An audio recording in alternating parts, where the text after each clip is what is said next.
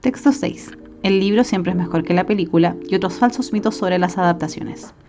Novelas que se convierten en películas, héroes de cómics que invaden salas de cine, pantallas de televisión y videojuegos, secuelas, precuelas, spin-off, formatos televisivos, ya sean series de ficción o talent shows, que se adaptan en países diferentes. Los contenidos audiovisuales que provienen de otras obras son cada vez más numerosos. Este fenómeno suele generar dos tipos de reacciones. Por un lado, la ilusión de quienes desean ver en otro medio una historia que ya les había fascinado previamente. Por otro lado, el desprecio casi automático de quienes consideran que una adaptación nunca podrá hacer justicia a la obra original.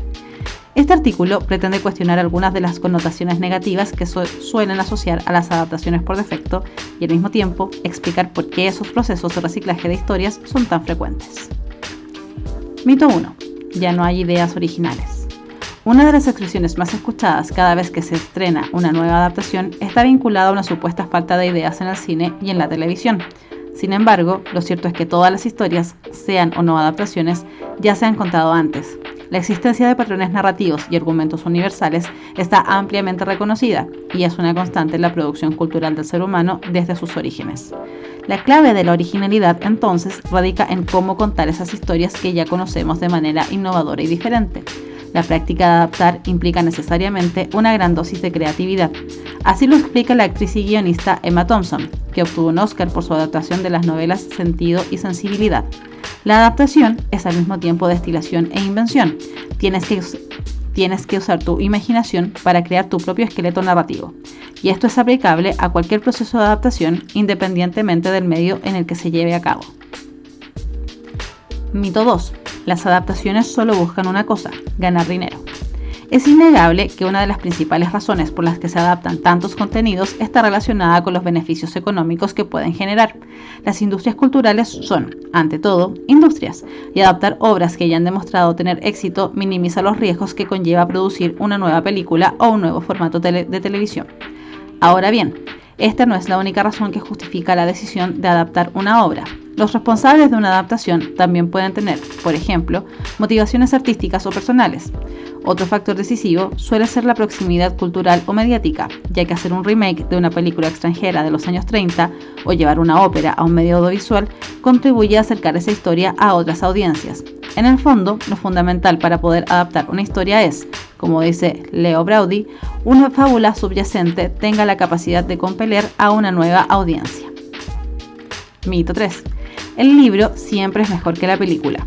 Desde los orígenes del cine, las adaptaciones han sido vistas como algo secundario e inferior a las obras literarias en las que estaban basadas. Ese sentimiento se ha ido extrapolando a todo tipo de adaptaciones y las connotaciones sobre su inferioridad continúan vigentes hoy en día. La comunidad académica dedicada al estudio de la adaptación ha identificado las causas de estos prejuicios. Entre ellas, cabría destacar las resistencias que surgen al intentar legitimar nuevas expresiones artísticas frente a otras procedentes, la reverencia por la fuente original y la logofilia.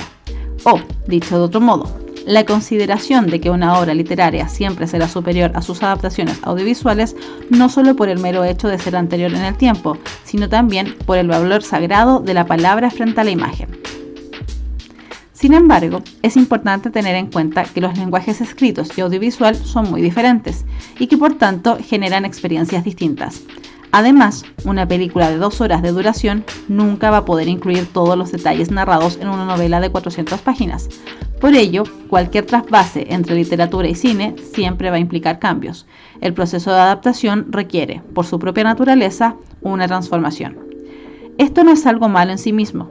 Una película nunca va a ser como nosotros nos habíamos imaginado el libro mientras lo leíamos, pero al ofrecernos una relectura a través de la imagen, la adaptación nos puede aportar una perspectiva diferente de la misma historia.